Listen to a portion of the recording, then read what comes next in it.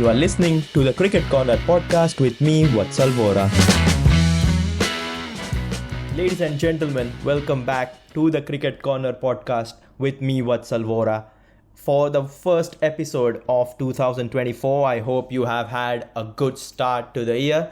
India certainly have. They've just secured a 3-0 victory over Afghanistan in a T20I series in home conditions. Fantastic batting display, some great bowling display. But today we are here to preview arguably the most look forward to test series in recent memory, particularly in Indian conditions, and that is England's tour of India. England, led by Ben Stokes and Bazball, are coming to India to play 5 test matches commencing in like 5 days time at the time of recording this podcast, and it is surely going to be an absolute pelter of a series. The team that has been affectionately called Bazball, not only by cricket fans and media alike, but all over social media, it's the home team India up against Bazball. Everyone wants to see how Bazball goes and plays in India. Many are considering this to be England's final frontier as far as the test match cricket is concerned. They've had some great series wins in Pakistan. They played well against New Zealand. South Africa came back from 2-0 down in the Ashes and drew 2 also. Bazball and England's test side have done wonders recently, but this is arguably their most difficult task, and a lot will be dependent on the future of Bazball. A lot of that would be dependent on how they play against India on some very, very iffy but difficult pitches. We are going to talk about pitches in this podcast, so stay tuned for that. So yeah, we are going to preview the series ahead of the first test match, which will be played in Hyderabad from the 25th of January. So as I said, there are 5 test matches in this series. We start with the first test match in Hyderabad, as I mentioned, on the 25th of January. After that, the second test match is down south in Visakhapatnam from the 2nd of February. This third test match, there's a bit of gap there. And the third test match will be played in Rajkot from the 15th of February. The fourth test match in Ranchi, hometown of Mahendra Singh Dhoni, commencing from the 23rd February. And the final test match will be played in arguably the most beautiful cricket ground in the world, in Dharamshala, commencing from the 7th of March. So let's assume that the final test match is played for all 5 days. Now that's a very, very tough assumption to make, because test matches in India usually don't last for all 5 days. But let's say if it does, then the England's tour of India will be commencing from the 25th of January, and they'll be playing cricket in India up until the 11th of March, which is just a couple of weeks before the start of the Indian Premier League. So a lot of cricket being played, but it's just one series. So I've divided this podcast into 2 separate sections. In the first section, we'll talk about England, because there's a lot more things to talk about the visitors than the home side. But in the second part of this episode, we will talk about the Indian test side, what they have picked and their team composition, and we'll end this episode by talking about the pitch. So I hope you stay tuned till the very end. Make sure you are liking, sharing and subscribing. Make sure you are giving me those 5-star ratings on Spotify and Apple Podcast. And without wasting any further time, let's dive into Team England and how they have and what is their squad heading into the first test match later this week. So England have named a relatively strong side with a few mixes and a few surprises here and there in typical Bazball fashion. Sorry. So yeah, here is how the England squad looks like. Ben Stokes as captain, so he's fit. I'm not sure he's going to bowl, but he's going to play after his surgery. So Ben Stokes is in as captain. Ollie Pope returns from his injury as well, so he'll be the vice captain. Then they have the young spinner in the form of Rehan Ahmed, the old and experienced 41-year-old James Anderson. There's Gus Atkinson, Johnny Bairstow, Shoaib Bashir, the young spinner, Harry Brook, Zach Crawley, Ben Duckett, Ben Fowkes, he's back, Tom Hartley, yet another young spinner, the 24-year-old from Lancashire, Jack Leach, Ollie Robinson, Joe Root, and Mark Wood. So I think 80% of this England side is what you would expect from the test side. Over the past couple of years now, I think a majority of these players have remained the same. They barely changed the composition of their test side, and we can see that by the likes of there's already Duckett, Crawley, Pope, Root, Stokes. So that batting is something you can all expect it to be, and I think it's pretty much going to be the same heading into the first test match. The main talking point about this England side is their spinners and their wicket keeping situation. Now, let's be honest, England are a nation which is not renowned for their spin. Over the past 2 decades, so let's say from the year 2000, England have not had an out-and-out good spinner which is a world beater. Now, yes, England have had some decent spinners, don't get me wrong, the likes of Ashley Giles, Graham Swan, there's Monty Panesar, Adil Rashid played a few test matches, didn't he? Moeen Ali, great during the Ashes. But apart from this limited sample size, England have never had a good spinner who can not only play well in the English conditions, but also perform well in foreign conditions, particularly in subcontinent like in India. But they are going to play with fire here, and they have announced and they have picked up 2 young spinners completely unknown to the wider cricketing fraternity in the form of Tom Hartley and Shoaib Bashir. Tom Hartley, as I mentioned, plays for Lancashire in the English County Championship. He's barely played around 20 first-class matches, if I'm not wrong, and correct me if I'm wrong here, but he's played around 20 first-class matches. He's picked up around 40 wickets. He's 24-year-old, and he is apparently picked up for the first time in Test colours.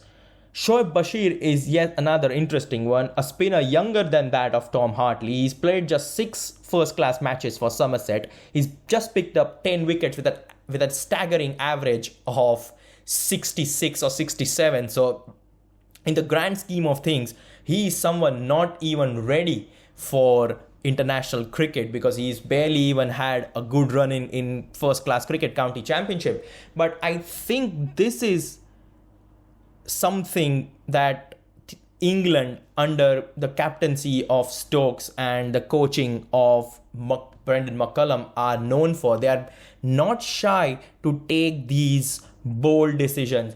If they feel like a player is capable of performing in certain conditions, they are not shying away from picking him. And we have had this example last year, I guess, in the winter of 2022 when England travelled to Pakistan to play those 3 test matches.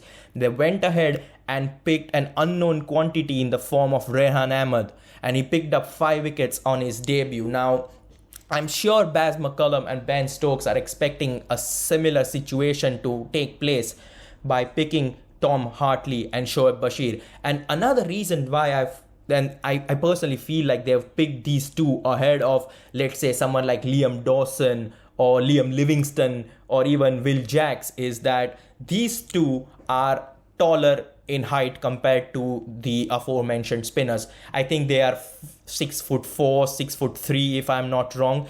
And tall spinners who can bowl quick through the air and get some turn is something England are relying upon in this series, because England have themselves faced tall spinners in India in the form of Jadeja and Akshar Patel last time when they were here back in 2021, and they were completely bamboozled by those spinners, and particularly Akshar Patel who had his breakout series as far as Test cricket is concerned. So they're trying to replicate that.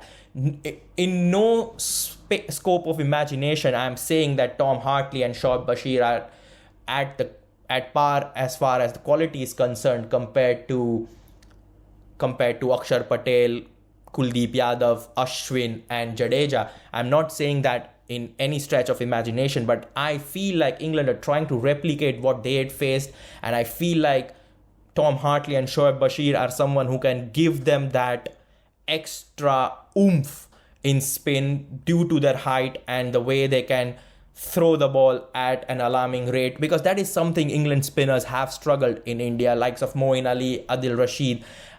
Great spinners, but they are slow through the air. And if you want to succeed in India, you need spinners who can not only turn the ball and grip the ball, but are also capable of bowling at a decent enough pace. So that is something they have considered and see Hartley and Bashir do. And I'm kind of expecting them to throw them into the mix if situation requires. And I'm sure they are not going to shy away from testing these two young spinners. It's basically a risk and reward strategy from England side.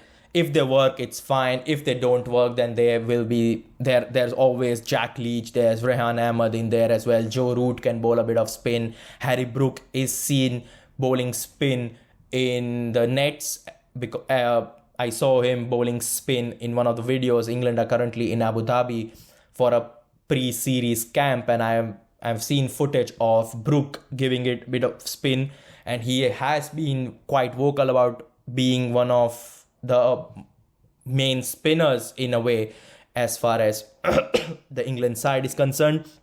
But let's keep Harry Brook aside. They still have Joe Root. Joe Root has picked up a 5-wicket haul in Indian conditions, so he can be a valuable asset as well. But I think risk and reward, they are basically here on internship, both Tom Hartley and Shoaib Bashir. If they work out well, credit to England. If they don't, they already have good backup options.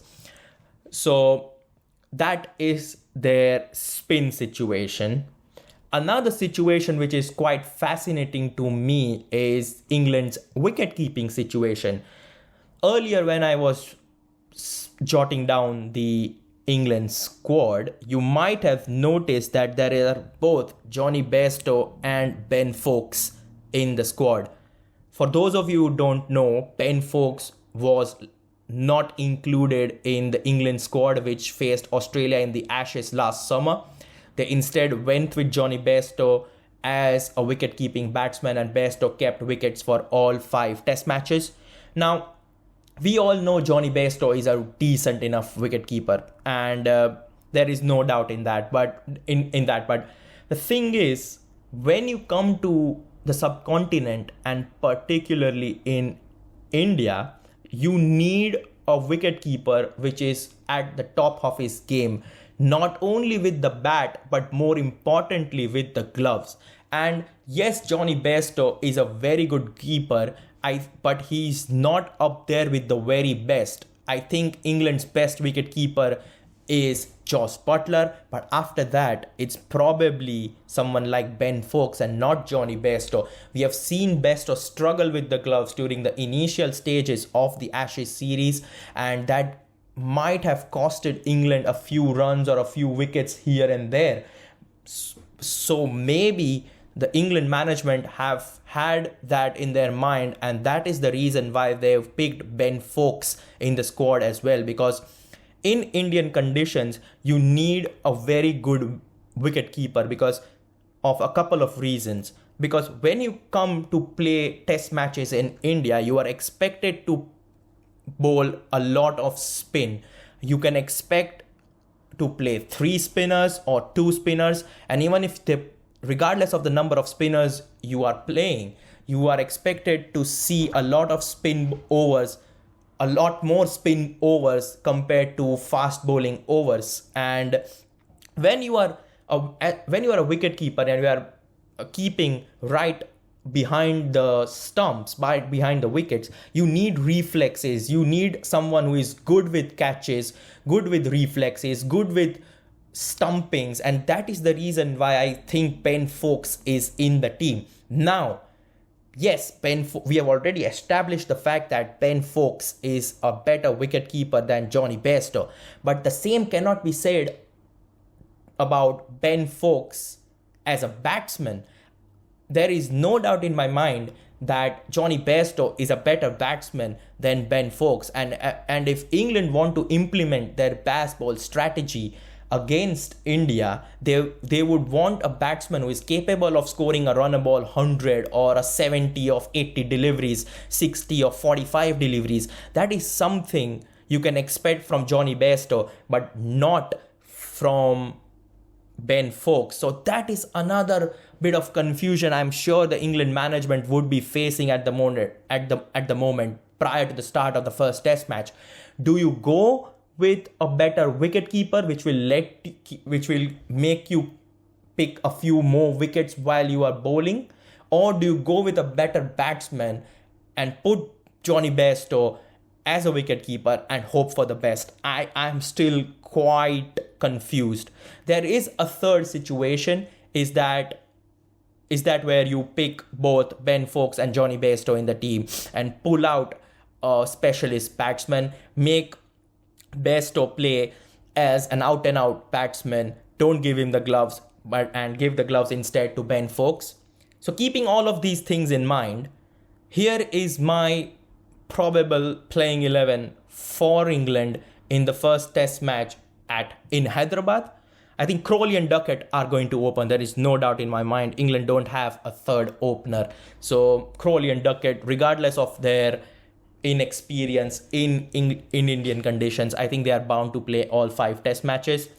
Ollie Pope has returned, so that would mean that he occupies that number 3 slot, which England struggled in the Ashes. They tried Harry Brook in there, Joe Root in there. Eventually they landed upon Moeen Ali to bat at number 3 during the Ashes, but Moeen Ali has retired for a second time, so he's not there. So Pope will slot right in there with at number 3. Then there's Joe Root at 4, Harry Brook at 5, Ben Stokes at 6, one of Bairstow or Foakes at 7. Then you have Jack Leach, Rehan Ahmed, Jimmy Anderson will play. He's had a good record in Indian conditions. I think he's picked up like 34 wickets in 12 test matches. He was excellent in 2021, being able to reverse swing the ball and bowl those beautiful off-cutters. He's back.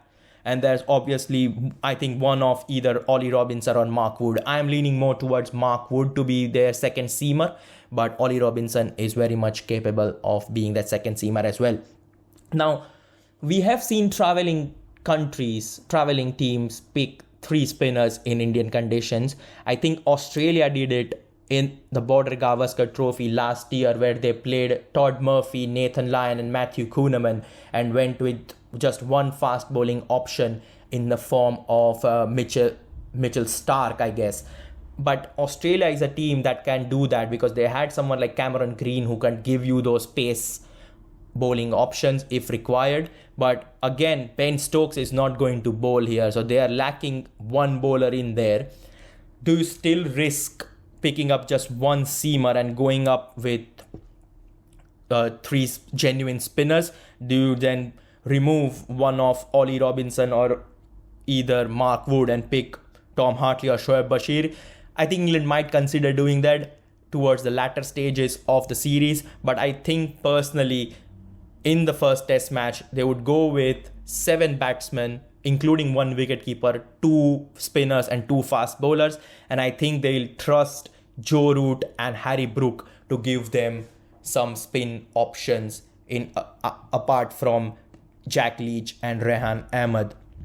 So that is the England side of things. As I already mentioned, that there is obviously a possibility where they leave out Ollie Pope and play both Bairstow and Foakes, but that would be a bit of injustice if you personally ask me as far as Ollie Pope is concerned. Not only he is their tried and tested number 3, he is also their vice captain, so you don't want to do that with your vice captain. So I feel like Bairstow might miss. If you have to personally ask me, I think Bairstow might miss the first test match. I think Crawley, Duckett, Pope, Root, Brooks, Stokes, Foakes, Leach, Rehan Ahmed, Mark Wood and James Anderson will be England's lineup for the first test match in Hyderabad starting from the 25th of January. So that is the England side of things.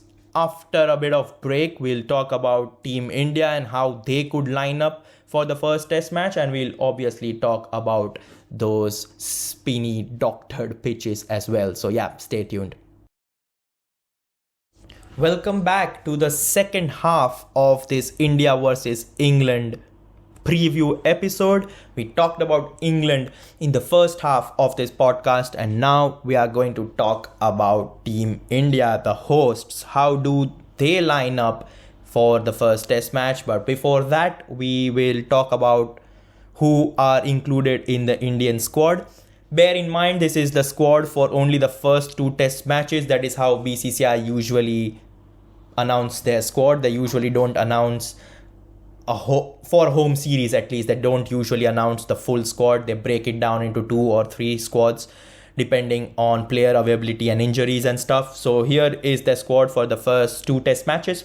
Rohit Sharma returns as captain, Jasprit Bumrah as vice captain. Then you have Ravichandran Ashwin, Shikhar Bharat, Shubman Gill, Shreyas Iyer, Ravindra Jadeja, Yashasvi Jaiswal, Dhruv Jurel, first time being picked in an Indians squad, Avesh Khan, Virat Kohli, Mukesh Kumar, Akshar Patel, KL Rahul, Mohammad Siraj and Kuldeep Yadav. Kuldeep Yadav back in the test setup after nearly 3 years as well. So personally, if you ask me, this is a squad that most Indian fans would have expected to be named. I guess someone like Mukesh Kumar or Avesh Khan could be a surprise pick, but the duo have done well in recent memory. They have had a good tour of South Africa as well. So there's a reason why both of them are in the squad. But personally, I don't expect either of those to start. I think Jasprit Bumrah and Mohammad Siraj are the two players who will be the two seamers who will play for India against England in the first test match at least. So if you have paid attention to that squad which I was rattling down just a moment ago, India have only named 5 specialist batters, and those are Rohit Sharma, Yashasvi Jaiswal, Shubman Gill, Virat Kohli and Shreyas Iyer. I'm not counting KL Rahul as a specialist batsman because he is a wicket keeper as well. When we are going to talk about India's wicket keeping situation in detail as well, just like how we did about England in regards to Ben Foakes and Johnny Bairstow. Now, for me personally, I expect all 5 specialist batsmen to play. Rohit Sharma, Yashasvi Jaiswal to open. Shubman Gill is trying to become the successor, a long-term successor to Cheteshwar Pujara, so he'll be at number 3. Kohli will be at 4 and Shreyas Iyer will be at 5. Now at number 6, this is where we open a new can of worms, because who is going to be your wicketkeeper? If you paid attention to the squad, India have named 3 wicket-keeping options. They have KL Rahul, Dhruv Jurel and Shikhar Bharat. Now KL Rahul has had a wonderful 2023. He played well in the World Cup.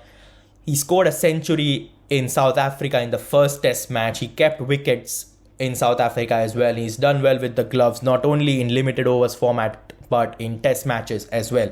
So based on those things, that's a no-brainer that KL Rahul will be your specialist batsman and a wicketkeeper playing at number 6, which will allow you to pick 3 spinners and 2 fast bowlers, something India usually do when they play test cricket in home conditions.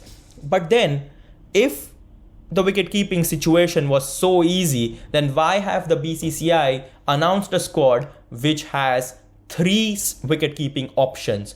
Does that mean that KL Rahul is picked just as a specialist lower middle order batsman, and then they are expected to play someone like Shikhar Bharat or Dhruv Jurel as a wicketkeeper? Now Shikhar Bharat has been with the Indian setup over the past 1 year as far as the test side is concerned. He played 4 test matches against Australia in the Border Gavaskar series last year. He was also part of the Indian side which played Australia in the World Test Championship final at the Oval.